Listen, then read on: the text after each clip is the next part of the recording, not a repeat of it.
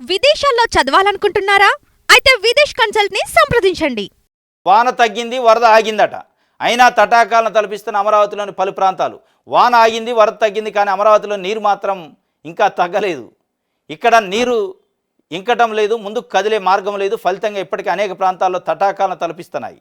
గత నెల 30-31 తేదీల్లో ఉమ్మడి కృష్ణా, గుంటూరు జిల్లాలో భారీ వర్షాలు కురిశాయి.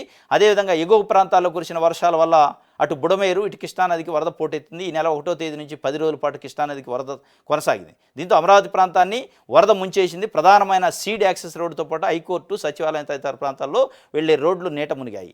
4-5 రోజులు రాకపోకలు సాగించడం కూడా కష్టతరంగా మారింది. సివిల్ సర్వీసెస్ అధికారులు, ఎన్జిఓలు క్లాస్ 4 ఉద్యోగుల కోసం నిర్మించిన భవన సముదాయం చుట్టూ భారీగా వరద నీరు చేరింది. ఇగో దానికి సంబంధించిన ఫోటోలు కూడా. ఇది అమరావతిలో క్లాస్ 4 ఉద్యోగుల భవన సముదాయం వద్ద శనివారం, ఇది నిన్న వరద. చెరువు ఉంది, ఇక్కడ చెరువు లెక్కనే ఉంది. ఐఏఎస్లు, ఐపీఎస్లు అధికారుల కోసం నిర్మాణంలో ఉన్న భవనాల వద్ద నిలిచిపోయిన చెరువు ఇది ఒక తటాకం. హైకోర్టు పక్కన నిలిచిపోయిన నీరు. ఇగో హైకోర్టు క్లియర్గా మనకు పిక్చరే కనపడుతుంది. ఇప్పుడు దీన్ని ఆంధ్రజ్యోతి కానీ ఈనాడు రాయదు. అది ఎప్పటిదో పాత ఫోటో అంటారు.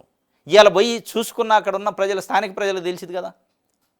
ఇంత అబద్ధాన్ని ప్రచారం చేసే కార్యక్రమం చేస్తున్నారు అనేది ప్రజల మాట. ఈ అమరావతికి ఎప్పటికున్న గండమే, వరద గండం ఉంది. ఈ వరద గండం ఉన్న దగ్గర వాస్తవంగా ఇగో ఇట్లాంటి పరిస్థితి. వేల కోట్ల రూపాయలు వృధా అవుతాయి. వేల కోట్ల రూపాయలు పెట్టి రేపు రోడ్లు, ఎయిర్పోర్ట్లు, ఇంకేదో మెట్రో అంటున్నారు. అవి నిర్మించిన తర్వాత వరదలు వస్తే అది పనికిరాని క్యాపిటల్ అనేది ఒకటి ముద్రపడ్డాక ఇంకా అక్కడికి ఎవడొస్తాడు? ఇండస్ట్రియలిస్టులు, పెట్టుబడిదారులు. అసలు అక్కడ నివాసం ఉండడానికి అనుకూలంగా నేను కాడ ఇవి ఇట్లాంటివి పెడితే ఇదే ఉంటుంది కథ.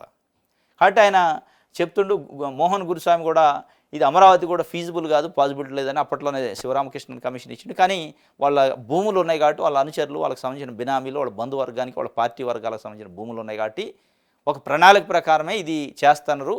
ఇది ఒక రియల్ ఎస్టేట్ కోసం, వాళ్ళ భూముల ధరల కోసమే పెడతారు తప్ప ప్రజల కోసం, రాష్ట్రం కోసం కాదు అమరావతి అనేది. ప్లస్ అధికార కేంద్రీకరణ చేస్తున్నారు, వికేంద్రీకరణ బదులు. ఎందుకు ఇంటర్నేషనల్ ఎయిర్పోర్టు, ఎందుకు మెట్రో రైలు ఒకే దగ్గర ఉండాలి? లక్నోలో ఉందా, రాయ్పూర్లో ఉందా, రాంచీలో ఉందా, పాట్నాలో ఉందా? లేవు కదా. లేకుండా రాజధాని లేవా? అందుకే డీసెంట్రలైజ్ చేయాలి. కానీ చంద్రబాబు నాయుడు గారు వచ్చిన తర్వాత జగన్మోహన్ రెడ్డి చేసిన డీసెంట్రలైజేషన్ని, అధికార వికేంద్రీకరణ, కేంద్రీకరణ చేసే ప్రయత్నం చేస్తుంది. దాంట్లో బాగానే వాలంటీర్లను పక్కన పెట్టిండు. దాంట్లో బాగానే గ్రామ సచివాలయంలో అయ్యే రిజిస్ట్రేషన్ రద్దు చేసిండు. ఇవన్నీ రద్దు చేసే కార్యక్రమం చేస్తాడు.